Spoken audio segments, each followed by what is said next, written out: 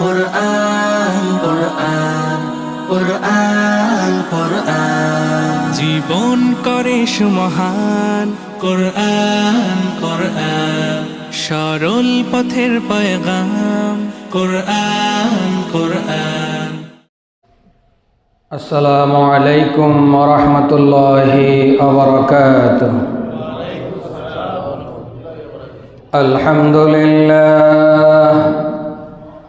আলহামদুলিল্লাহ নাহমাদুহু ওয়া নাস্তাঈনুহু ওয়া নাস্তাগফিরুহু ওয়া নাউযু বিল্লাহি মিন শুরুরি আনফুসিনা ওয়া মিন সাইয়্যাতি আ'মালিনা মান ইয়াহদিল্লাহু ফালা মুদিল্লা লাহু ওয়া মান ইউদ্লিলহু ফালা হাদিয়া লাহু ওয়া নাশহাদু আন লা ইলাহা ইল্লাল্লাহু ওয়াহদাহু লা শারীকা লাহু ونشهد أن سيدنا وسندنا وحبيبنا وحبيب قلوبنا ومولانا محمد الذي أرسله بالحق بشيرا ونذيرا وداعيا إلى الله بإذنه وسراجا منيرا. أما بعد فقد قال الله تعالى في كلامه المجيد وفي فرقانه الحميد. أعوذ بالله من الشيطان الرجيم. بسم الله الرحمن الرحيم.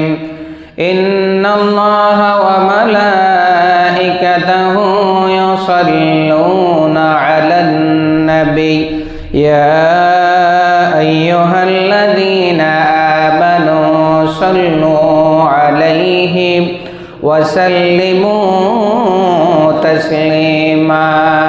درود شريف পড়ে اللهم صل على سيدنا محمد وعلى آل محمد كما صليت على إبراهيم وعلى آل إبراهيم إنك حميد مجيد.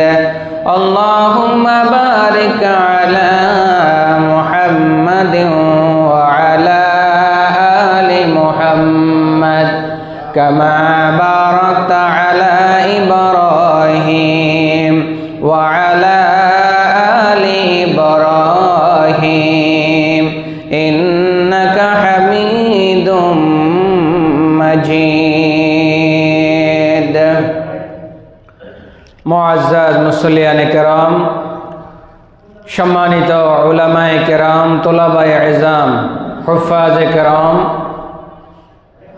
দূর দূরান্ত থেকে আগত ইসলাম প্রিয় আল্লাহ প্রিয় দিনদার ভাইয়েরা, পর্দার আড়ালের মা ও বোনেরা, মহান রবের আলিশান দরবারে কালিমাতুশ শুকর আদায় করছি। যেই মহান রব্বুল ইজ্জাত আমাদেরকে সপ্তাহের শ্রেষ্ঠতম দিন জুমার দিনে আল্লাহ তাআলার ঘরে সবার আগে আগে আসার জন্য মন মানসিকতায় তৈরি করে দিয়েছেন, সুযোগ করে দিয়েছেন, সুস্থতার সহিত হায়াতে তৈয়বা বকশিশ করেছেন। সেই মহান রবের আলিশান দরবারে প্রাণ খুলে জবান খুলে কালিমাতুশ শুকর আদায় করছি। সবাই বলছি আলহামদুলিল্লাহ। মুআজ্জাজ মুসল্লিয়ানে কেরাম, গত জুমায় আমরা আলোচনা শুনেছিলাম আল্লাহ রসুল সাল্লাল্লাহু আলাইহি ওয়াসাল্লামের একটি জীবন্ত মুআজিজা, যার নাম হচ্ছে ইসরা ও মেরাজ। এ বিষয়ে আমরা গত জুমায় বিস্তর আলোচনা শুনেছি। আজকে আমরা আলোচনা শুনব রাসূলুল্লাহ সাল্লাল্লাহু আলাইহি ওয়াসাল্লামের এই যে জীবন্ত মুআজিজা, অলৌকিক মুআজিজা, অবিস্মরণীয় একটি ঘটনা ইসরা ও মেরাজ, এটার থেকে আমাদের প্রাপ্তি কি এবং শিক্ষা ও সতর্কতা কি।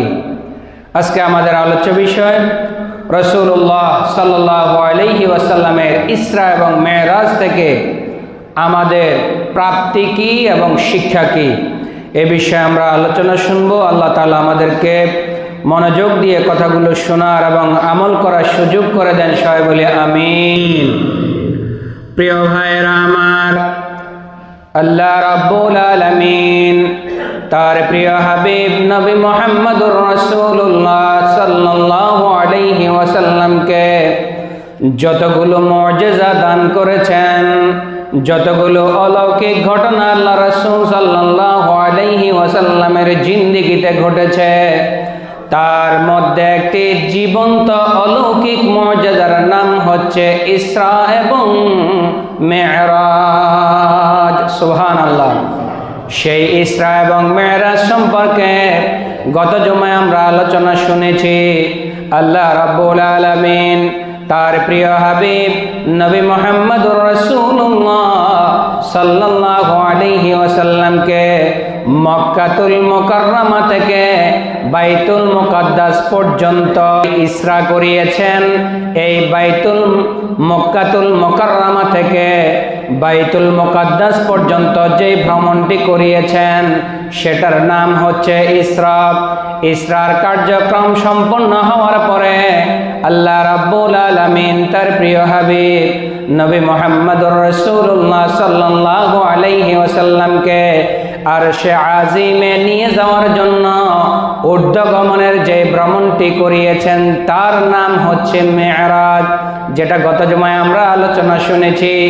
বাইতুল মুকাদ্দাস থেকে আল্লাহ রাসূল সাল্লাল্লাহু আলাইহি ওয়াসাল্লাম একে একে সপ্ত আসমান ভ্রমণ করার পরে যখনই সিদরাতুল মুনতাহা পর্যন্ত চলে গেলেন, সিদরাতুল মুনতাহা পর্যন্ত জিবরাইল আলাইহিস সালাতু ওয়াস সালাম সাথে ছিলেন। যখনই জিবরাইল আলাইহিস সালাতু ওয়াস সালাম সিদরাতুল মুনতাহায় রাসূল সহ পৌঁছে গেলেন, তো জিবরাইল আলাইহিস সালাতু ওয়াস সালাম বললেন, এইখানে আমার ক্ষমতা শেষ, এরপরে যাওয়ার আমার কোনো সুযোগ নাই। সুবহানাল্লাহ। মনে আছে তো সেই কথা? আল্লামা ইকবাল রাহমাতুল্লাহ আলাইহি বলেছেন, জোসে দারা মুনতাহা জিবরাইল মিকাব ওয়াসে দারা মুবতাদা প্যারা নবিকা। জিব্রাইলের এত পাওয়ার থাকার পরেও যেই জিব্রাইলের গন্তব্য, যেই জিব্রাইলের পাওয়ার, যেই জিব্রাইলের ক্ষমতা সিদরাতুল মুনতাহায় শেষ, সেখান থেকে আমার নবী, বিশ্ব নবী নবী মুহাম্মদুর রাসূলুল্লাহর পাওয়ার শুরু হয়েছে। সুবহানাল্লাহ। যাই হোক, এ বিষয়ে আমরা গত জুমায় আলোচনা শুনেছি। তো রাসূলুল্লাহ সাল্লাল্লাহু আলাইহি ওয়াসাল্লাম, নবী করিম সাল্লাল্লাহু আলাইহি ওয়াসাল্লাম আল্লাহ তাআলার আরশে আজিমে গেলেন। সেখান থেকে আল্লাহ রাব্বুল আলামিন আমাদের জন্য হাদিয়া পাঠিয়েছেন। মনে আছে কিনা? কি পাঠিয়েছেন? হাদিয়া পাঠিয়েছেন। তাহলে এই মেরাজ থেকে আমাদের প্রাপ্তির সংখ্যা হচ্ছে কয়টা? জোরে বলেন কয়টা? ইসরা এবং মেরাজ মহান আল্লাহ তাআলার পক্ষ থেকে রাসূলের একটা জীবন্ত অলৌকিক মুআজিজা। এই মুআজিজার 1 নাম্বার প্রাপ্তি এবং 2 নাম্বার প্রাপ্তি, 3 নাম্বার প্রাপ্তি, 3টা জিনিস আমরা হাদিয়া পেয়েছি। রাসূলুল্লাহ সাল্লাল্লাহু আলাইহি ওয়াসাল্লাম হাদিসে ইরশাদ করেন, হযরত আব্দুল্লাহ রাদিয়াল্লাহু তাআলা আনহু থেকে বর্ণিত, তিনি বলেন, লাম্মা উসরিয়া বিরাসূলিল্লাহি সাল্লাল্লাহু আলাইহি ওয়াসাল্লাম فأعطي رسول الله ثلاثا أعطي الصلوات الخمس وأعطي خواتيم سورة البقرة وأعطي غفر لمن لم يشرك بالله من أمته شيئا المقحمات জোরে বলে সুবহানাল্লাহ আর জোরে বলে সুবহানাল্লাহ রাসূলুল্লাহ সাল্লাল্লাহু আলাইহি ওয়াসাল্লামের এই মেরাজ থেকে এই ইসরা থেকে উম্মতে মুহাম্মাদের জন্য প্রাপ্তি হচ্ছে তিনটা। কয়টা? আরো জোরে বলি কয়টা? তিনটা। এক নাম্বার প্রাপ্তি হচ্ছে আল্লাহ রাব্বুল আলামিন আমাদের উপরে খুশি হয়ে, নবী মুহাম্মদুর রাসূলুল্লাহর প্রতি খুশি হয়ে আমাদের প্রতি দয়া করে মেহেরবানি করে এক নাম্বার প্রাপ্তি দিয়েছেন হচ্ছে 5 ওয়াক্ত নামাজ। সুবহানাল্লাহ। কয় ওয়াক্ত নামাজ? এক নাম্বার প্রাপ্তি। এই মেরাজ এবং ইসরার দ্বিতীয় নম্বর প্রাপ্তি হচ্ছে সূরাতুল বাকারার শেষ 2 আয়াত। কয় আয়াত? শেষ 2 আয়াত। এই ইসরা এবং মেরাজের 3 নাম্বার প্রাপ্তি হচ্ছে রাসূলুল্লাহ সাল্লাল্লাহু আলাইহি ওয়াসাল্লামের মাধ্যমে আল্লাহ রাব্বুল আলামিন আমাদেরকে জানিয়ে দিচ্ছেন, আল্লাহর কোন বান্দা যদি শিরিক নামক যেই কবিরা গুনাহটা আছে, যেই গুনাহটা আল্লাহ কোনোদিন ক্ষমা করবেন না, সেই শিরকিয়াতের গুনাহ থেকে আল্লাহর কোন বান্দা যদি মুক্ত থেকে আল্লাহর কাছে কায়মন বাক্যে তওবা করতে পারে, তো আল্লাহ তাআলা আমার আপনার জীবনের সারা জিন্দেগীর গুনাহ মাফ করে দিবেন। নারায়ে তাকবীর। তাহলে আল্লাহ রাসূল যে কষ্ট করে ইসরা এবং মেরাজ করিয়েছেন আল্লাহ তাআলা, এবং তিনি যে কষ্ট করে ভ্রমণ করেছেন, সফর করেছেন, এটার প্রাপ্তির সংখ্যা কয়টা? একটু মহব্বতে বলেন কয়টা? 3টা। এক নাম্বার প্রাপ্তি হচ্ছে 5 ওয়াক্ত নামাজ। 2 নাম্বার প্রাপ্তি হচ্ছে সূরাতুল বাকারার শেষ 2 আয়াত। 3 নাম্বার প্রাপ্তি হচ্ছে আমি আর আপনি যদি শিরকিয়াতের মতো কবিরা গুনাহ থেকে বেঁচে থাকতে পারি, তো আল্লাহ তাআলা আমার আপনার জিন্দেগীর গুনাহ মাফ করে দেবেন। খুশি না বেজার? সবাই খুশি না বেজার? নারায়ে তাকবীর। প্রিয় ভাইয়েরা আমার, এবার আসেন, এই যে একটা বিশাল অলৌকিক জীবন্ত মুআজিজা আল্লাহ রাসূলের জীবদ্দশায় ঘটিয়েছেন আল্লাহ তাআলা, এটা থেকে আমরা প্রাপ্তি পেয়েছি যা আমাদের জন্য আল্লাহ তাআলা 3টা জিনিস হাদিয়া দিয়েছেন। এই মেরাজ থেকে আমাদের শিক্ষা কি, আমাদের সতর্কতা কি জানা দরকার আছে কিনা? যে কোনো জিনিস আমাদের, যেমন তাফসির মাহফিল হয় বা বিভিন্ন ধরনের সেমিনার হয়, সিম্পোজিয়াম হয়, আলোচনা সভা হয়, মতবিনিময় সভা হয়, এটা থেকে ওই প্রতিষ্ঠানের বা ওই যেই সেক্টর আছে সেই সেক্টরে যারা থাকেন পরবর্তীতে অ্যানালাইসিস করেন যে এখান থেকে আমাদের শিক্ষণীয় কি কি আছে। এরকম হয় কি হয় না? যে একটা মতবিনিময় সভা হলো, আলোচনা সভা হলো, বা বিভিন্ন সময় মসজিদের পরিচালনা কমিটির মিটিং হয়, মাদ্রাসা পরিচালনা কমিটির মিটিং হয়, এরপরে একটা সার নির্যাস বের করা হয় কি হয় না? জোরে বলেন না, হয় কি হয় না? এই মিটিংটার সার নির্যাস কি? এই আলোচনা সভাটার সার নির্যাস কি? এই গুরুত্বপূর্ণ ঘটনাটার সারমর্ম কি? এটা থেকে আমাদের শিক্ষণীয় কি, করণীয় কি, বর্জনীয় কি আমাদের জানা দরকার আছে না ভাই? প্রিয় ভাইয়েরা আমার, আল্লাহ রাব্বুল আলামিন তার প্রিয় বন্ধু নবী মুহাম্মদুর রাসূলুল্লাহ সাল্লাল্লাহু আলাইহি ওয়াসাল্লামকে ইসরা এবং মেরাজ করিয়েছেন। ইসরা এবং মেরাজ করতে যায়া, ইসরা এবং মেরাজের এই ঘটনাটি সম্পন্ন করতে গিয়ে আল্লাহ রাব্বুল আলামিন তার প্রিয় হাবিব নবী মুহাম্মদুর রাসূলুল্লাহ সাল্লাল্লাহু আলাইহি ওয়াসাল্লামের তার সৃষ্টির যত ধরনের রহস্য আছে সমস্ত রহস্য আল্লাহ তাআলা তার প্রিয় বন্ধু নবী মুহাম্মদুর রাসূলুল্লাহ সাল্লাল্লাহু আলাইহি ওয়াসাল্লামকে সরেজমিনে দেখিয়েছেন। নারে তাকবীর। 15 নম্বর পারার 17 নম্বর সূরা বনী ইসরাইলের 1 নম্বর আয়াতের শেষ অংশে আল্লাহ তাআলা বলছেন লিনুরিয়াহু মিন আয়াতিনা ইন্নাহু হুয়াস সামিউল বাসীর। সুবহানাল্লাযী আসরা বিআবদিহি লাইলাম মিনাল মাসজিদিল হারাম ইলাল মাসজিদিল আকসা আল্লাযী বারাকনা হাওলাহু লিনুরিয়াহু মিন আয়াতিনা ইন্নাহু হুয়াস সামিউল বাসীর। জোরে বলি আল্লাহু আকবার। আল্লাহ তাআলা বলছেন আমি আমার বন্ধুকে এই মেরাজ এবং ইসরা করিয়েছি। কি জন্য করেছি?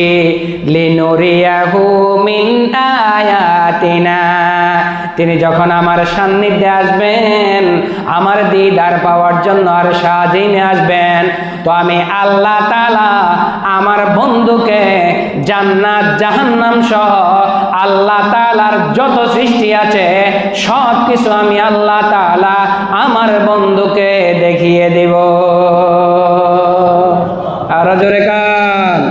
প্রিয় ভাইয়েরা আমার, এই ইসরা এবং মেরাজ থেকে আমাদের 1 নাম্বার সতর্কতা, 1 নাম্বার শিক্ষা, ইসরা এবং মেরাজ থেকে আমাদের 1 নাম্বার শিক্ষা এবং 1 নাম্বার সতর্কতা হলো আল্লাহ তাআলা তার প্রিয় বন্ধুকে জান্নাত দেখিয়েছেন, জাহান্নাম দেখিয়েছেন।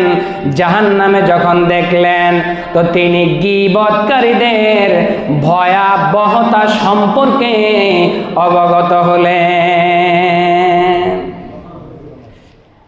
আবু দাউদ শরীফের 4878 নম্বর হাদিসে এসেছে, হযরতে আনাস ইবনে মালিক রাদিয়াল্লাহু তাআলা আনহু থেকে বর্ণিত। খুব মনোযোগ দিয়ে শুনবেন। হযরতে আনাস ইবনে মালিক রাদিয়াল্লাহু তাআলা আনহু থেকে বর্ণিত, তিনি বলেন ক্বালা রাসূলুল্লাহি, জোরে বলেন সাল্লাল্লাহু আলাইহি ওয়াসাল্লাম, লাম্মা আরাজা বি রব্বি মারারতু বিকওমিন লাহুম আযফারুন মিন নুহাস। গীবত আমরা কম বেশি সকলে করি কিনা? মনে হয় যেন দৈনন্দিন রুটিনের 1 নাম্বার কাজই হলো আরেকজনের সমালোচনা করা, ঠিক না ভাই? ঠিক। মানে নিজের কোনো কাজ নাই, আমি নিজের ভুল দেখি না, নিজের সমস্যা দেখি না, নিজের কোনো প্রবলেম নাই, যত প্রবলেম আরেকজনের, ঠিক না ভাই? ঠিক। আল্লাহ রাব্বুল আলামিন 1 নাম্বারে তার প্রিয় বন্ধুকে, 1 নাম্বারে তার প্রিয় বন্ধুকে গীবতকারীদের, সমালোচনাকারীদের, পরনিন্দাকারীদের শাস্তি সম্পর্কে অবহিত করলেন। রাসূল বলছেন লাম্মা আরাজা বি রব্বি, আমার রব আমাকে যখন মেরাজ নিয়ে গিয়েছিলেন, মেরাজ যখন আমি গিয়েছিলাম, মারারতু বিকওমিন, জাহান্নাম দেখতে গিয়ে তখন আমি একটা সম্প্রদায়ের পাশ দিয়ে যাচ্ছিলাম, লাহুম আযফারুন মিন নুহাস, তাদের নখগুলা হচ্ছে তামার তৈরি। কিসের তৈরি? একটু মনোযোগ দিয়ে শোনা লাগবে। কিসের তৈরি? তামার তৈরি। ইয়াখমুশুনা উজুহাহুম ওয়া সুদুরাহুম, আমি দেখলাম তামার তৈরি এই বড় বড় নখগুলা দিয়ে তারা তাদের চেহারাকে রক্তাক্ত করছে, খামচা খামচি করতেছে। ওয়া সুদুরাহুম, এবং তাদের বক্ষকে তারা খামচা খামচি করতেছে এই নখগুলো দিয়ে। ফাকুলতু মান হাউলা ইয়া জিবরিল, আল্লাহ তাআলা যখন এই সম্প্রদায়ের পাশ দিয়ে আমাকে নিলেন, এই সম্প্রদায়ের মানুষগুলার এত বড় বড় নখ দেখলাম, যে নখগুলা কিসের তৈরি? জোরে বলেন, আরো জোরে বলেন, কিসের তৈরি? তামার তৈরি। এই নখগুলা দিয়ে তারা নিজেদের চেহারাকে খামসা খামসি করতেছে, রক্তাক্ত করতেছে, কখনো চেহারা খামচাচ্ছে, আবার কখনো তাদের বক্ষ দেশটা তারা বক্ষকে তারা খামসা খামসি করতেছে। এই দৃশ্য দেখার পরে আমি রাসূলুল্লাহ সহ্য করতে পারি নাই। সাথে সাথে আমি জিব্রাইলকে জিজ্ঞেস করলাম, ও ভাই জিব্রাইল, মান হাউলায়ে, এরা কারা? এরা কেন এমনটা করতেছে? এরা কোন সম্প্রদায়ের লোক? কলা জিব্রাইল, জিব্রাইল বললেন, হাউলাইল্লাযীনা ইয়াকুলুনা লুহুমুন নাস, এরা হচ্ছে দুনিয়াতে এমন মানুষ যারা নিজের ভাইয়ের গোশত ভক্ষণ করে। নাউযুবিল্লাহ। কল ওয়ায়াকুনা ফি আ'রাদিকুম, এবং মানুষের ইজ্জত এবং সম্মানের মধ্যে আঘাত হানে। আসেনি এরকম মানুষ? জোরে বলেন, সমাজে আছে কিনা? জিব্রাইলকে জিজ্ঞেস করলেন, ও ভাই জিব্রাইল, এরা কারা? এরা কেন নিজেদেরকে এইরকম তামার তৈরি নখ দিয়ে চেহারাগুলো খামচাচ্ছে, তাদের বুকটা খামচাচ্ছে? এরা কারা? আমাদেরকে একটু বলে দাও, আমাকে একটু বলে দাও। জিব্রাইল বলছেন, এরা দুনিয়ার জীবনে এমন এক শ্রেণীর মানুষ যাদের খায়া দায়া কোনো কাজ নাই, অন্যের সমালোচনা নিয়ে ব্যস্ত থাকে। আছে কিনা? তারা মানুষের জীবন্ত মানুষের গোশত খায়। কোরআনুল কারীমের মধ্যে এই সূরা হুজরাতের মধ্যে এসেছে, যারা গীবত খায় তারা মরা ভাইয়ের গোশত ভক্ষণ করে। কোরআনে আছে কিনা? সেই কথাটার সত্যতা জিব্রাইল বললেন, এরা হচ্ছে ওই সমস্ত মানুষ যারা দুনিয়ার জীবনে থাকতে নিজের ভাইয়ের গোশত ভক্ষণ করে এবং ইজ্জত সম্মানের মধ্যে আঘাত হানে। এই জন্য আল্লাহ তাআলা তাদেরকে শাস্তি দিয়েছেন। তাদের নখগুলা অনেক বড় বড় হবে, তামার তৈরি হবে, ভাঙ্গার কোনো সম্ভাবনা নাই। এই নখ দিয়ে তারা চেহারাকে আঘাত করবে, নিজের বুককে আঘাত করবে। এই শাস্তিটা কিয়ামত পর্যন্ত চলমান থাকবে। নাউযুবিল্লাহ। আরো জোরে কোন নাউযুবিল্লাহ। এখন বর্তমানে এমন একটা সময়ের মধ্যে আমরা আসছি, এমন একটা সময়ের মধ্যে আমরা আছি, নির্বাচনকালীন সময়। দেখবেন এক দল আরেক দলকে, এক গ্রুপ আরেক গ্রুপকে, এক দলের সমর্থক অন্য দলের সমর্থকের ইজ্জত হানি, পরনিন্দা, গীবত, সমালোচনা এবং নানানভাবে হেয় প্রতিপন্ন করার কার্যক্রম করবে কি করবে না? করবে কি করবে না? করবে। প্রিয় ভাইয়েরা আমার, আজকে হাদিস শোনার পরে আমরা যারা এখানে আছি, গঠনমূলক সবারই করার সুযোগ আছে, পরামর্শ দেওয়ার সুযোগ সবাইরই আছে, কিন্তু আপনি কারো ইজ্জতে আঘাত হানতে পারবেন না, আপনি কারো সম্মানে আঘাত হানতে পারবেন না, আপনি কারো পিছনে গীবত করতে পারবেন না। নিষেধ করেছেন কে? আরো জোরে বলেন কে?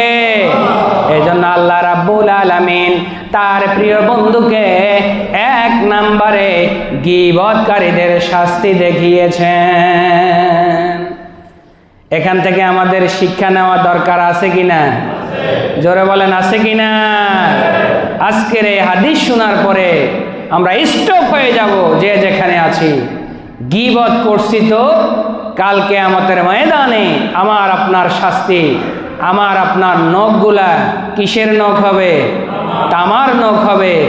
এবং আপনি ইচ্ছায় অনিচ্ছায় আপনার চেহারাকে আঘাত করতে থাকবেন, বুককে আঘাত করে রক্তাক্ত করতে থাকবেন। এটাই হচ্ছে আপনার গীবতকারীদের শাস্তি। প্রিয় ভাইয়েরা আমার, প্রিয় ভাইয়েরা আমার, রাসূলুল্লাহ সাল্লাল্লাহু আলাইহি ওয়াসাল্লামের ইসরা এবং মেরাজ থেকে আমাদের 2 নাম্বার শিক্ষা এবং সতর্কতা হচ্ছে আমলহীন উপদেশ প্রদানকারীর শাস্তি। আমরা বক্তারা শুধু মানুষের ওয়াজ করি, নিজে হেদায়েত হই না। আমাদের সমাজে এমন অনেক মানুষ আছে নিজে অন্য মানুষদেরকে উপদেশ দেয়, কিন্তু নিজে সেটা আছে কিনা এরকম দেখবেন, বলবে তুমি এটা করো না কেন, তুমি সেটা করো না, কিন্তু সে নিজে করে কিনা এটা আর দেখে না। 2 নম্বরে আল্লাহ রাব্বুল আলামিন নবী মুহাম্মদুর রাসূলুল্লাহ সাল্লাল্লাহু আলাইহি ওয়াসাল্লামের ইসরা এবং মেরাজ থেকে আমাদেরকে 2 নম্বর শিক্ষা দিচ্ছেন, সেটা হচ্ছে আমলহীন উপদেশকারীর শাস্তি। যে নিজে আমল করে না অথচ অন্যদেরকে উপদেশ দেয়। সুনানে আহমদের 12211 নম্বর হাদিস এসেছে, হযরতে আনাস রাদিয়াল্লাহু তাআলা আনহু থেকে বর্ণিত, তিনি বলেন قال رسول الله صلى الله عليه وسلم مررت ليلة أسري بي على قوم। মেরাজের রাতে আমি আরেকটি সম্প্রদায়ের পাশ দিয়ে যাচ্ছিলাম, তো তাদেরকে দেখলাম তাকরাদু শাফাহুম বিমাকারিদিম মিন নার, তাদের জিহ্বাটা আগুনের কেসি দিয়ে কাটা হচ্ছে। আবারও জিহ্বাটা মিলিত হয়ে যাচ্ছে, আবারও তাদের জিহ্বাটা কেটে দেওয়া হচ্ছে, একটু পরে আবারও মিলিত হয়ে যাচ্ছে, আবারও তাদের জিহ্বাটা কেটে দেওয়া হচ্ছে। নাউজুবিল্লাহ কোন কুলতু, আমি জিব্রাইলকে জিজ্ঞেস করলাম, ও ভাই জিব্রাইল, ও ভাই জিব্রাইল, এরা কারা? কেন তাদেরকে আগুনের কেসে দিয়ে জিহ্বাটা কেটে দেওয়া হচ্ছে? একটু পরে আবার জিহ্বাটা মিলে যাচ্ছে, আবার একটু পরে জিহ্বাটা কেটে দেওয়া হচ্ছে, এরা কারা? তখন জিব্রাইল বললেন, হাউলাই খুতাবাউ উম্মাতিক মিন আহলি দুনিয়া। দুনিয়ার জীবনে এমনও বক্তা আছে, এমনও মুফাসসির আছে, এমনও খতিব আছে, এমনও ইমাম সাহেব আছে, এমনও পাড়া মহল্লায় এমনও সর্দার আছে, মাতবর আছে, শুধুমাত্র জাতিকে উপদেশ দেয়, নিজে সেটা আমল করে না। কানু ইয়ামুরুনান নাসা বিল বির, সে মানুষকে ভালো কাজের আদেশ দেয়, মানুষকে ভালো কাজের প্রতি উৎসাহ প্রদান করে। ওয়ায়ানসাউনা আনফুসাহুম, কিন্তু সে নিজে সেটা করে না। আসেনি? এই জন্য প্রিয় ভাইয়েরা আমার, ইসরা এবং মেরাজের 2 নম্বর শিক্ষা, আমরা নিজে যেটা করব অন্যকে সেটা করার জন্য উৎসাহিত করব, অনুপ্রাণিত করব, কিন্তু নিজে করব না। অন্যকে শুধুমাত্র বলেই যাব তুমি ভালো হয়ে যাও, তুমি এই কাজ ছেড়ে দাও, তুমি ওই কাজ বন্ধ করে দাও, কিন্তু আমি নিজে তলে তলে করব। তাহলে এর শাস্তি হচ্ছে কাল কিয়ামতের ময়দানে আল্লাহ তাআলার পক্ষ থেকে তাদের জন্য শাস্তি নির্ধারিত। তাদের জিহ্বাটা আল্লাহ তাআলা কর্তৃক নিযুক্ত ফেরেশতারা আগুনের কেসি দিয়ে তাদের জিহ্বাটাকে কর্তন করবে, আবার একটু পরে ভালো হয়ে যাবে, আবার জিহ্বাটা কর্তন করবে, আবার একটু পরে ভালো হয়ে যাবে, আবার একটু পরে কর্তন করবে।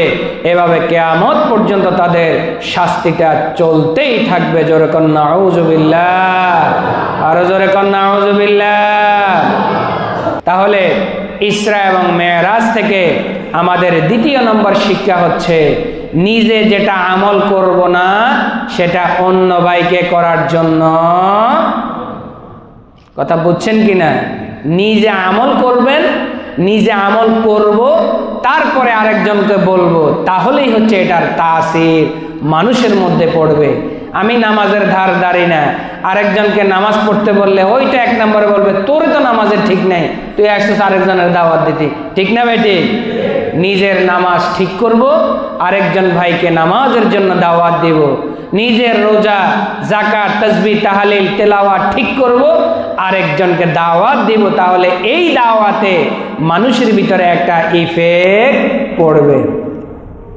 প্রিয় ভাইয়েরা আমার, প্রিয় ভাইয়েরা আমার, 3 নাম্বার শিক্ষা, আল্লাহ রাব্বুল আলামিন তার প্রিয় বন্ধু নবী মুহাম্মদুর রাসূলুল্লাহ সাল্লাল্লাহু আলাইহি ওয়াসাল্লামকে ইসরা এবং মেরাজের রাতান্বিতে সুদখোরদের শাস্তি নিজ চোখে দেখিয়েছেন। সুদ আমাদের সমাজে আছে না নাই? ওরে জোরে কয় না, আছে না নাই? কম না বেশি? সুদখোর যারা আছেন মনোযোগ দিয়ে শোনেন, কান খাড়া করে শোনেন।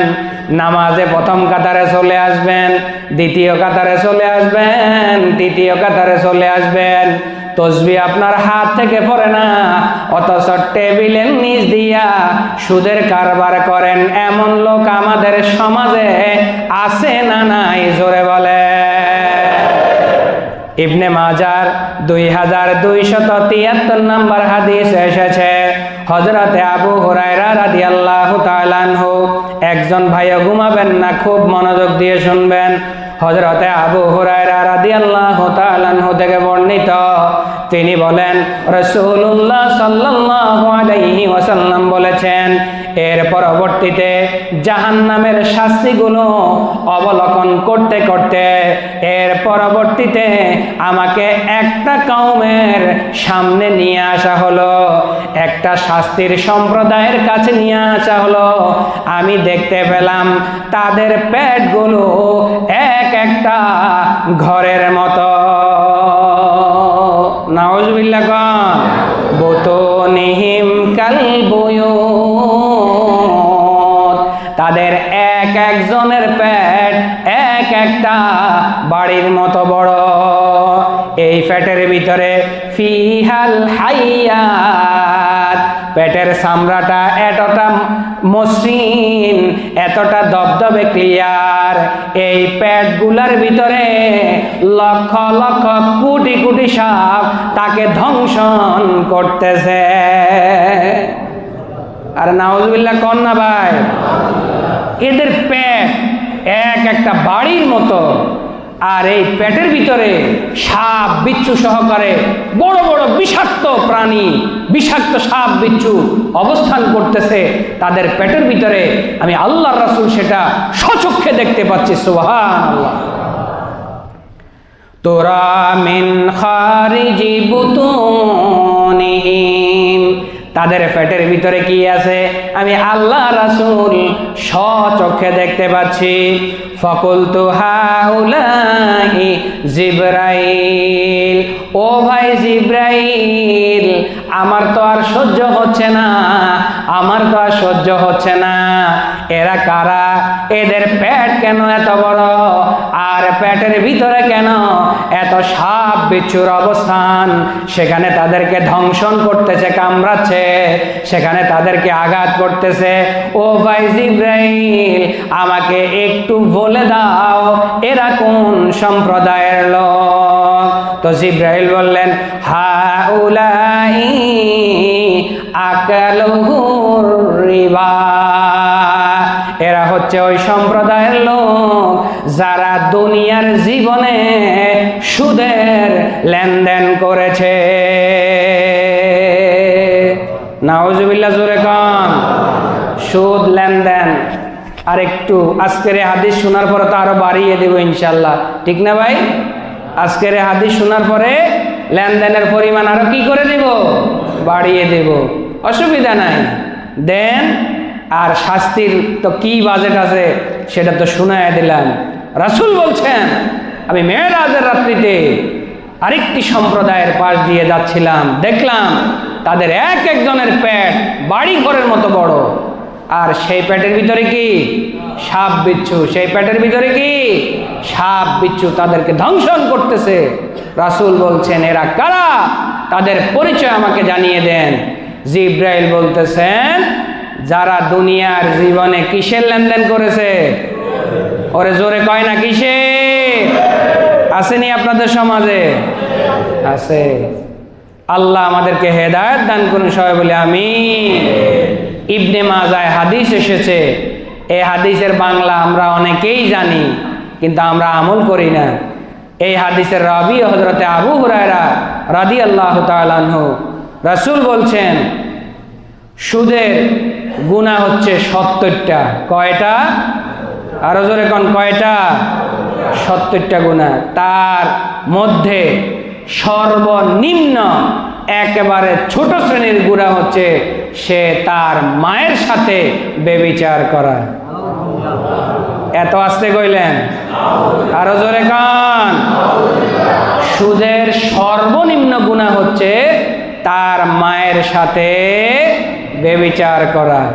তাহলে এবার সর্বোচ্চটা কি হতে পারে আন্দাজ করে নেওয়া দরকার। তাহলে 3 নম্বরে আমরা জানলাম যারা সুদের সাথে জড়িত আছে, সুদখোর, ঘুষখোর, বদমাইশগুলা, যারা এখনো সতর্ক হবে না, কাল কিয়ামতের ময়দানে তাদের জন্য শাস্তি কি রাসূল হাদিসে জানিয়ে দিয়েছেন। প্রিয় ভাইয়েরা আমার, 4 নাম্বার শিক্ষা, ইসরা এবং মেরাজ থেকে 4 নাম্বার শিক্ষা, আমরা যারা অবলা জীব জন্তুকে বিভিন্ন সময়ে অযথা অনর্থক কষ্ট দিয়ে থাকি, বিভিন্ন সময় গরম পানি মারি, লাঠি মারি, বিভিন্ন সময় ইটের কণা দিয়ে ঢিল মারি, এইরকম করি কি করি না? মাঝে মাঝে আমরা করি কি করি না? আল্লাহ রাসূল সাল্লাল্লাহু আলাইহি ওয়াসাল্লামকে 4 নাম্বার শিক্ষা দেওয়া হয়েছে, 4 নাম্বার ঘটনা দেখানো হয়েছে।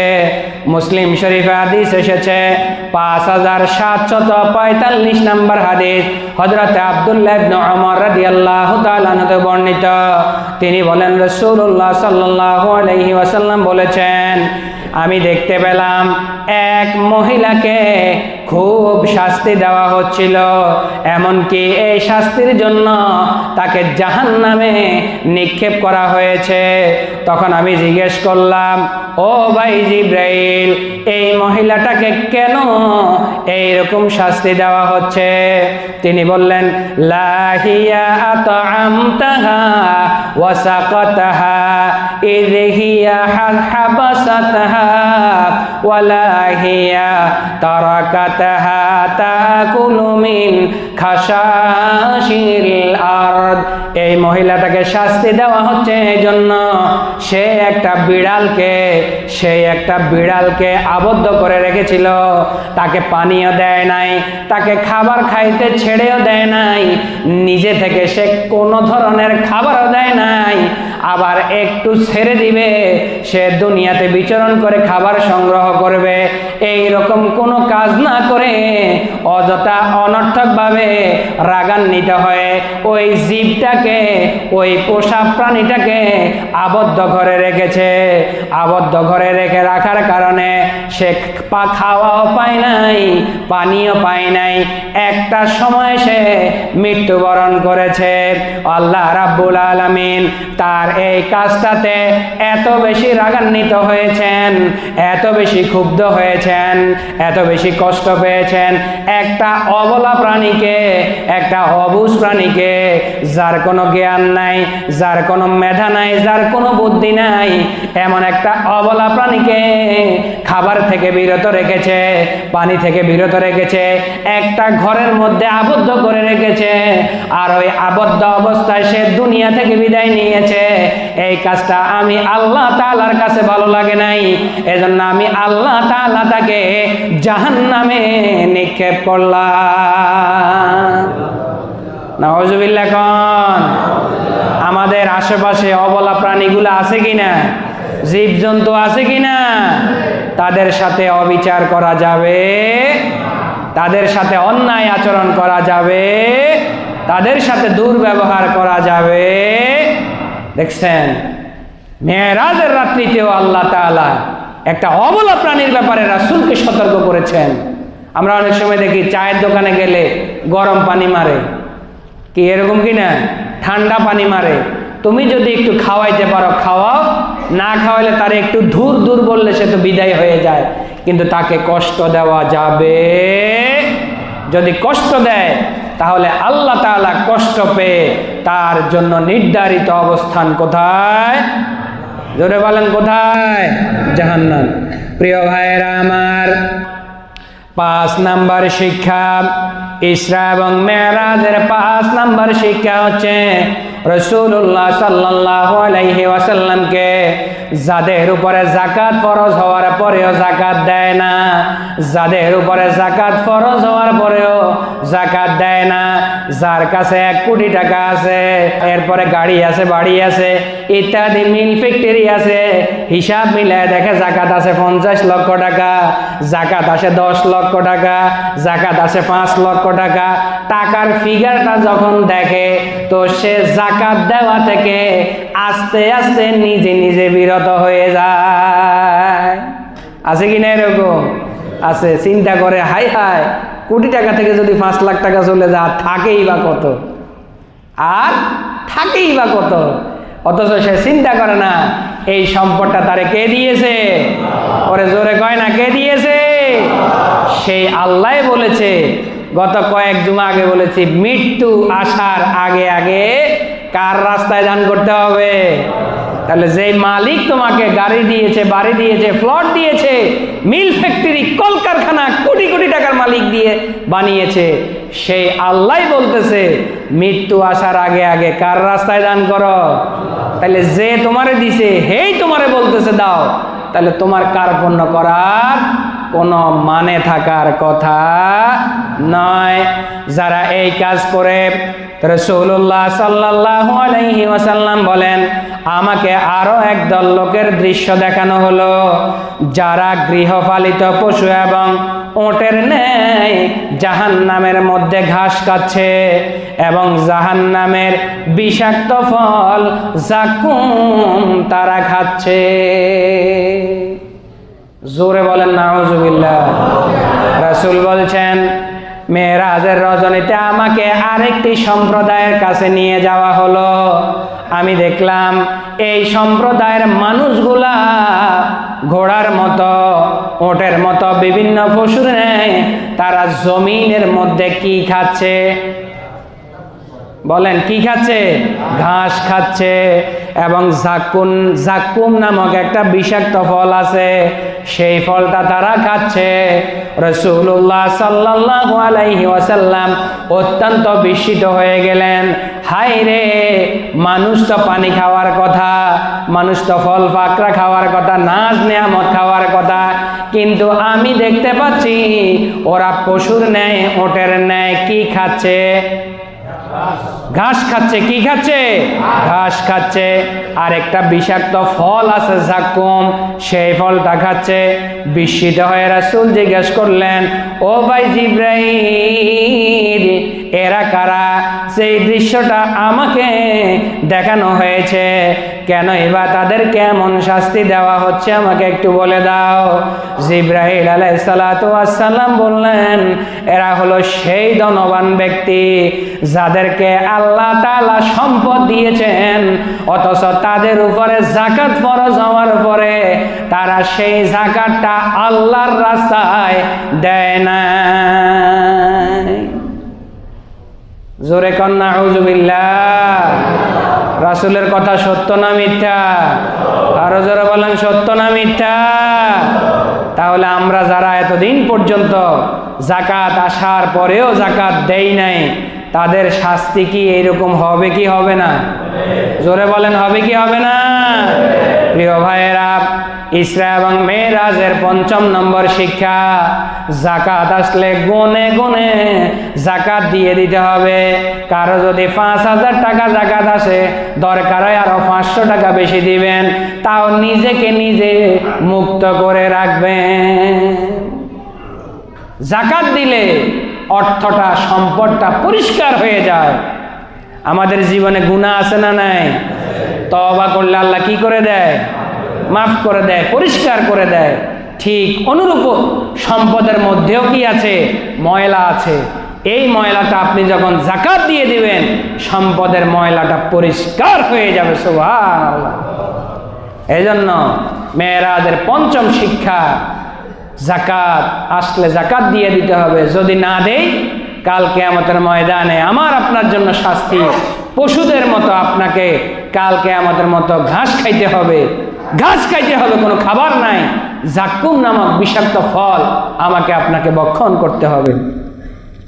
প্রিয় ভাইয়েরা আমার, প্রিয় ভাইয়েরা আমার, ইসরা এবং মেরাজের ৬ষ্ঠ নম্বর শিক্ষা সিরাতে ইবনে হিশামের মধ্যে এসেছে। প্রথম নম্বর খণ্ডের ৪৫০ নম্বর পৃষ্ঠায় হাদিস এসেছে। তারপর রাসূলুল্লাহ সাল্লাল্লাহু আলাইহি ওয়াসাল্লাম আরেকটি সম্প্রদায়ের ভয়ঙ্কর দৃশ্য দেখলেন। তাকে দৃশ্যটা দেখানো হলো, তা হলো কিছু লোকের ঠোঁট ছিল ওটের ঠোঁটের ন্যায় লম্বা এবং বিকৃত। তাদের হাতে ছিল আগুনের কয়লার ন্যায় জ্বলন্ত পাথর। তারা ক্ষুধার জ্বালায় এই জ্বলন্ত পাথরগুলা মুখ দিয়ে খাচ্ছিল। যখনই খাচ্ছিল, খাওয়ার সাথে সাথে তাদের বায়ু পথ দিয়ে ওই পাথরগুলা বের হয়ে যাচ্ছিল। জোরে কন্যা ভাই, আল্লাহ আমাদেরকে মাফ করে দেন, বলে আমি। আরো জোরে বলেন আমি। রাসূল বলছেন, আমি তো এভাবে সফর করতেছি, তো একটা সফরের মধ্যে আমি দেখলাম এমন দৃশ্য আমাকে দেখানো হলো যে কিছু মানুষের জিহ্বা ওটের মতো অনেক লম্বা। আপনারা ভিডিওতে দেখবেন, ওট অনেক সময় জিহ্বা বাইর করে এরকম লাফাইতে থাকে, জিহ্বারে এরকম এরকম লাফাতে এত লম্বা করে ফেলে। মানে সে যখন খাবার শেষ করে, একটু রেস্ট করে বা দাঁড়িয়ে থাকে, তখন সে তার জিহ্বাটাকে এরকম লাফাইতে থাকে। ওই লাফানোর মধ্যে আমি দেখেছি ফেনা বাহির হয়, এইরকম সে পুরো জিহ্বাটা বাহির করে দেয়, এত লম্বা জিহ্বা। তো রাসূল বলছেন, আমাকে যখন জাহান্নাম দেখানো হচ্ছে, আমি দেখলাম আমার কিছু উম্মতের অবস্থা এমন যে তাদের জিহ্বাটা উটের জিহ্বার মতো অনেক লম্বা বেরিয়ে আছে এবং জিহ্বাটা বিকৃত অবস্থার মধ্যে আছে। তাদের হাতের মধ্যে দেখলাম জ্বলন্ত পাথর। আমরা তো একটা কয়লা হাতে নিতে পারি না, কিন্তু তাদের হাতের মধ্যে জ্বলন্ত আগুনে অগ্নিতে ভরা পাথর। ক্ষুধার জ্বালায় খাইতে পারতেছে না। যখনই সে মুখে দিচ্ছে, ওই পাথরটা পেটে চলে যাচ্ছে। আর পেটে যাওয়ার পরে আপনারাই বলেন, আগুন যখন পেটে যাবে, ওটা কি পেটে থাকবে না বাইরে হয়ে যাবে? যখন সে ওই পাথরটা মুখে দিচ্ছে, সাথে সাথে পুরো পেট এলোমেলো করে আগুন দিয়ে পুড়িয়ে দিয়ে তার পায়খানার রাস্তা দিয়ে বের হয়ে যাচ্ছে। রাসূল বলছেন, ও ভাই জিবরাইল, ও ভাই জিবরাইল, একটু বলে দাও এরা কারা, তাদেরকে কেন শাস্তি দেওয়া হচ্ছে, কেন? জিবরাইল বললেন, ও আল্লাহ রাসূল, এরা হচ্ছে আপনার সেই সমস্ত উম্মত, এরা হচ্ছে আপনার সেই সমস্ত উম্মত যারা এতিমের মালকে অন্যায়ভাবে লুণ্ঠন করে, যারা এতিমের সম্পদ অন্যায়ভাবে লুণ্ঠন করে, যারা এতিমের সম্পদ, বাবা নাই মা নাই, চাচাও বর্তমানে আছে, জেঠাও বর্তমানে আছে, তারা বঞ্চিত করে পুরো সম্পদটা নিজের নামে লেখে নেয়। বাংলার জমিনে এরকম ঘটনা আছে না নাই? এটা হচ্ছে তাদের শাস্তি। সূরা নিসার মধ্যে আল্লাহ তাআলা বলেছেন, ইন্নাল্লাযীনা ইয়াকুলুনা আমওয়ালাল ইয়াতামা যুলমা, যারা অন্যায়ভাবে এতিমের মাল ভক্ষণ করে, অন্যায়ভাবে এতিমের জমি দখল করে, সম্পদ দখল করে, বাড়িঘর দখল করে, তো সে যেন ইন্নামা ইয়াকুলুনা ফি বুতুনিহিম নারা, সে যেন তার পেটের মধ্যে আগুনটাকে গিলে ফেললো। জোরে কোন নাউযুবিল্লাহ। কোরআন হাদিস মিল আছে না নাই? জোরে বলেন, মিল আছে না নাই? আল্লাহ বলছেন যে এতিমের সম্পদ খাবে, সে যেন তার পেটের ভিতরে আগুনটাকে বহন করলো। আর হাদিসে বলা হয়েছে তার জিহ্বাটা এত বড় বড় লম্বা হয়ে যাবে, তার হাতের মধ্যে জ্বলন্ত অগ্নির ন্যায় পাথর থাকবে। ক্ষুধার জ্বালায় সে পাথরটা যখন আগুনের পাতাটা যখন পেটের ভিতরে দিবে, মুহূর্তের মধ্যে পুরা পেটটাকে জেলে ছাই ছাই করে দিয়ে পায়খানার রাস্তা দিয়ে, জোরে কর নাউজুবিল্লাহ। এই মেরাজে আমাদের শিক্ষা আছে না নাই? জোরে বলেন আছে না নাই? প্রিয় ভাইয়েরা আমার, প্রিয় ভাইয়েরা আমার, 7ম নম্বর শিক্ষা, রাসূলুল্লাহ সাল্লাল্লাহু আলাইহি ওয়াসাল্লাম বললেন, এরপরে আমাকে একদল নারী এবং পুরুষকে দেখানো হলো, যাদের সামনে 2টা পাতিল রাখা হলো। একটা পাতিলের মধ্যে সুস্বাদু খাবার রান্না করা হলো, আর একটা পাতিলের মধ্যে দুর্গন্ধযুক্ত কাঁচা গোশত রান্না করা হলো। আমি দেখতে পেলাম ওই একদল নারী এবং পুরুষ সুস্বাদু খাবার রেখে দুর্গন্ধযুক্ত রান্না করা কাঁচা গোশতগুলা খাচ্ছে। রাসূলুল্লাহ সাল্লাল্লাহু আলাইহি ওয়াসাল্লাম জিবরিলকে জিজ্ঞেস করলেন, ও ভাই জিবরিল, এরা কারা আমাকে একটু বলে দাও। রাসূল বলছেন, জিবরাইল ওনাকে জানিয়েছেন, এরা হলো দুনিয়ার জীবনে পরকীয়ায় লিপ্ত নারী এবং পুরুষ। পরকীয়া আছে না নাই? ঘরে বউ আছে, আরেকজনের বউর লগে পিটিস পিটিস করে, আছে না নাই? ঘরে জামাই আছে, আরেকজনের জামাইয়ের লগে ফুটুর ফাটুর করে, আছে না নাই? জোরে বলেন আছে না নাই? এদের শাস্তি হচ্ছে, রাসূল বলছেন, একটা পাতিলের মধ্যে সুস্বাদু খাবার রান্না করা হবে, আরেকটা পাতিলের মধ্যে দুর্গন্ধযুক্ত কাঁচা গোশত রান্না করা হবে। তো ওই মানুষগুলো যারা দুনিয়ার জীবনে পরকীয়ায় লিপ্ত থাকবে, ওই একদল নারী এবং পুরুষ, তারা ওই দুর্গন্ধযুক্ত কাঁচা গোশতগুলো কাল কিয়ামত সংগঠিত হওয়ার পূর্ব পর্যন্ত খেতে থাকবে। আরো জোরে কন, সতর্ক হওয়ার দরকার আছে কিনা? জোরে বলেন, সতর্ক হওয়ার দরকার আছে কিনা? সর্বশেষ 8 নাম্বার শিক্ষা, রাসূলুল্লাহ সাল্লাল্লাহু আলাইহি ওয়াসাল্লাম এরপরে বলেছেন, রাসূলুল্লাহ সাল্লাল্লাহু আলাইহি ওয়াসাল্লাম এরপরে জানিয়েছেন, যারা কোরআনকে পরিত্যাগ করবে, কিয়ামতের ময়দানে আল্লাহর রাসূল সাল্লাল্লাহু আলাইহি ওয়াসাল্লাম তাদের বিরুদ্ধে আল্লাহ তাআলার কাছে বিচার প্রার্থনা করবেন। সূরা ফুরকানের 30 নম্বর আয়াতে আল্লাহ তাআলা বলেছেন, রাসূল বলেছেন, হে আমার রব, আমার সম্প্রদায় এই কোরআনকে পরিত্যাজ্য মনে করেছিল। সূরা, সম্ভবত কোরআনুল কারীমের একটা সূরার মধ্যে আছে যে আল্লাহ তাআলা বলছেন, পৃথিবীর মানুষ যখন দুনিয়ার জীবন শেষ করে পরপারের যাত্রী হয়ে যাবে, তখন সে দেখবে কাল কিয়ামতের ময়দানে তার চোখগুলোকে অন্ধ করে আল্লাহ তাআলা উঠিয়েছেন। সে জিজ্ঞেস করবে, আল্লাহ তাআলা, ও আমার রব, আমি তো দুনিয়ার জীবনে ভালো ছিলাম, চোখে দেখতাম, আমার চোখে কোনো সমস্যা হয় নাই। ওয়া নাহশুরুহু ইয়াউমাল কিয়ামাতি আ'মা, আমি কেন আজকে অন্ধ? আমি তো দুনিয়াতে চোখে দেখতাম। ক্বালা রাব্বি লিমা হাশারতানি আ'মা ওয়া ক্বাদ কুনতু বাসীরা, ক্বালা কাযালিকা আতাতকা আয়াতুনা ফানাসিতাহা ওয়া কাযালিকাল ইয়াউমা তুনসা। জোরে বলি আল্লাহু আকবার, আরো জোরে বলি আল্লাহু আকবার। এখানে আমরা যারা আছি সবাই চোখে দেখি কিনা? অন্তত কেউ নাই, সবাই চোখে দেখি। কিয়ামতের ময়দানে একটা সম্প্রদায় আল্লাহ তাআলাকে জিজ্ঞেস করবে, ও আল্লাহ, ও আমার রব, আমি তো দুনিয়ার জীবনে চোখে দেখতাম, আমার চোখ তো দুনিয়ার জীবনে ভালো ছিল। লিমা হাশারাতানি আ'মা ওয়া ক্বাদ কুনতু বাসীরা, আমি তো দুনিয়ায় দেখতাম, আজকে কেন আমাকে অন্ধ করে উঠানো হলো? ক্বালা কাযালিকা আতাতকা আয়াতুনা ফানাসিতাহা ওয়া কাযালিকাল ইয়াউমা তুনসা। ও বান্দা, জানো কি আজকে তোমাকে কি জন্য অন্ধ করে ওঠানো হয়েছে?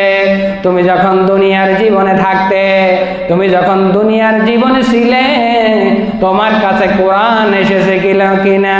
তোমার কাছে কোরআন এসেছে কিনা? তোমার কাছে কোরআন ছিল কিনা?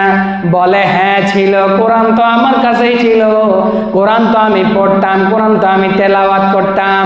বলে হ্যাঁ, কোরআনটাকে তুমি যখন দেখতা একটু করে সুমা দিতা, তেলাওয়াত ঠিক মতো করতে পারতা না, বুকের সাথে লাগাইয়া ধরতা, আমল করতা না। আজকে তোমাকে আমি আল্লাহ তাআলা অন্ধ করে তোলার কারণটা হচ্ছে এই, কোরআন তোমার কাছে গিয়েছে, কোরআন অনুযায়ী তুমি দুনিয়ার জীবনে চলো না। জোরে কন্যা ভাই, আমার আপনার চোখ আছে, কিন্তু কোরআন অনুযায়ী যদি না চলি, কোরআনকে যদি ত্যাগ করি, কোরআনকে যদি ছেড়ে দেয়, তো কাল কিয়ামতের ময়দানে আমার আপনার শাস্তি কি? জোরে বলেন কি? অন্ধ। প্রিয় ভাইয়েরা আমার, আসুন আল্লাহ রাব্বুল আলামিন আমাদের প্রিয় হাবিব নবী মুহাম্মদুর রাসূলুল্লাহ সাল্লাল্লাহু আলাইহি ওয়াসাল্লামকে মেরাজের রজনীতে নিয়েছেন, আমাদের জন্য প্রাপ্তি হিসেবে, হাদিয়া হিসেবে দিয়েছেন কয়টা? 3টা। জোরে বলেন কয়টা? 5 ওয়াক্ত। সবাই আমার সাথে বলেন 5 ওয়াক্ত, সূরাতুল বাকারার শেষ 2 আয়াত, আর শিরিক মুক্ত জিন্দেগি যাপন। আর রাসূল সাল্লাল্লাহু আলাইহি ওয়াসাল্লামের এই মেরাজ থেকে, ইসরা থেকে আমাদের শিক্ষণীয় বিষয় হচ্ছে, আজকে আমি আলোচনা করেছি 8টা। কয়টা? 1 নম্বরে যারা গীবত করবে, সমালোচনা করবে, তাদের শাস্তি কি আল্লাহ রাসূল নিজ নয়নে দেখেছেন। 2 নাম্বার, যারা নিজে আমল করে না, অন্যকে আমল করার জন্য উপদেশ দেয়, আমলহীন বক্তা, আমলহীন উপদেশ দানকারীর শাস্তি কি হবে আল্লাহ রাসূল নিজ নয়নে দেখেছেন। 3 নাম্বার, যারা সুদ খাবে, ঘুষ খাবে, এই সমস্ত কুলাঙ্গার গুলার শাস্তি কি হবে আল্লাহ রাসূল নিজ নয়নে দেখেছেন। 4 নাম্বার, অকারণে, অযথা, অনর্থক, অন্যায়ভাবে জীব জন্তুকে কষ্ট দিলে কি শাস্তি হবে আল্লাহ রাসূল নিজ নয়নে দেখেছেন। 5 নাম্বার, যাকাত ফরজ হয়ে গেলে যাকাত না দিলে কি শাস্তি হবে সে বিষয়ে আল্লাহ রাসূল নিজ নয়নে তাদের শাস্তি দেখেছেন। 6 নম্বরে, এতিমের সম্পদ বক্ষণ করলে অন্যায়ভাবে কি শাস্তি সেটা দেখেছেন। 7 নম্বরে, পরকীয়ায় লিপ্ত নারী এবং পুরুষদের শাস্তি কি হবে সেটা আল্লাহ রাসূল দেখেছেন। সর্বশেষ 8 নম্বরে, যারা কোরআন নিজেদের কাছে আসার পরেও কোরআনের হুকুম আহকামগুলোকে মানবে না, তাদের শাস্তি কি হবে। এই 8টি বিষয়ে আমরা আজকে আলোচনার মাধ্যমে শিক্ষা গ্রহণের উপদেশ হিসেবে আমরা পেলাম। আমরা চাইলে এই 8টি বিষয় থেকে আমাদের জীবনকে আমল করার মধ্য দিয়ে পাল্টিয়ে দিতে পারি কিনা? জোরে বলেন পারি কিনা? এটা আমাদের শিক্ষা। আল্লাহ রাব্বুল আলামিন আমাদেরকে ইসরা এবং মেরাজের এই 8টি শিক্ষা গ্রহণ করে, 3টি প্রাপ্তি গ্রহণ করে আমাদের জীবনকে আখিরাতের মুখী করার জন্য সুযোগ করে দেন। সবাই বলে আমিন। ওয়া আখিরু দাওয়ানা আলহামদুলিল্লাহি রাব্বিল আলামিন। আসসালামু আলাইকুম ওয়া রাহমাতুল্লাহি ওয়া বারাকাতুহু।